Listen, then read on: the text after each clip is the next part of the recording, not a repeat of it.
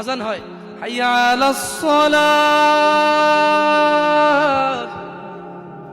সালাতের দিকে আসো।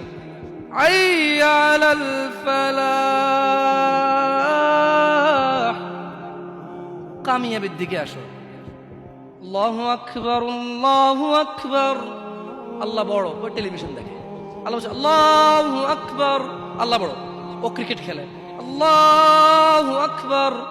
মুয়াজ্জিন ঘোষণা দেয় আল্লাহ বড়। সে বসে বসে গল্প গুজব করে, আল্লাহু আকবার, আল্লাহ বড়। অথচ মহিলা রান্না বান্না করে, আল্লাহু আকবার। রিক্সা ড্রাইভার রিক্সা চালায়, আল্লাহু আকবার, আল্লাহ বড়। প্যাসেঞ্জার তার রিক্সায় বসা থাকে, আল্লাহু আকবার। বাসের ড্রাইভার পেশাব পায়খানা ধরলে দাঁড়ায়, আল্লাহু আকবার শব্দে দাঁড়ায় না। সিএনজি ড্রাইভার পেশাব পায়খানা ধরলে দাঁড়ায়, আল্লাহু আকবারে দাঁড়ায় না। আল্লাহ এটা বলতেছে যে কুল ফাআন্না তুসহারুন, তবু কি তোমরা মাতাল হয়ে থাকবা? কি জবাব দিবেন আল্লাহকে? ভাই ভাই কি জবাব দিবেন বলেন?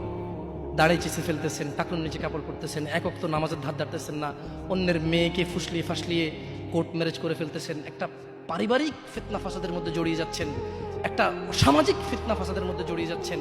এরপরে দুঃখ পেয়ে অমুক মেয়েকে 4 জনে মিলে প্রপোজ করে, তারপরে দুঃখ পেয়ে 2 জনে মদ খায়, 3 জনে গাঁজা খায়, 4 জনে আত্মহত্যা করতে যায়। 3 জনের বাঁচানো যায়, একটা আত্মহত্যা তো করে না, কিন্তু জীবন শেষ।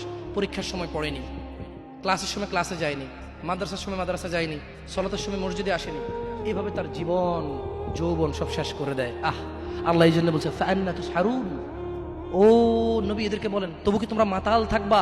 জানো জমিনের মালিক আল্লাহ, জানো জীবনের মালিক আল্লাহ, জানো বিচারের মালিক আল্লাহ, জানো জমিনে যা আছে আল্লাহর, জানো আল্লাহই আশ্রয়দাতা, আল্লাহর বিপক্ষে কোনো আশ্রয়দাতা নাই, তবু কি তোমরা মাতাল থাকবে?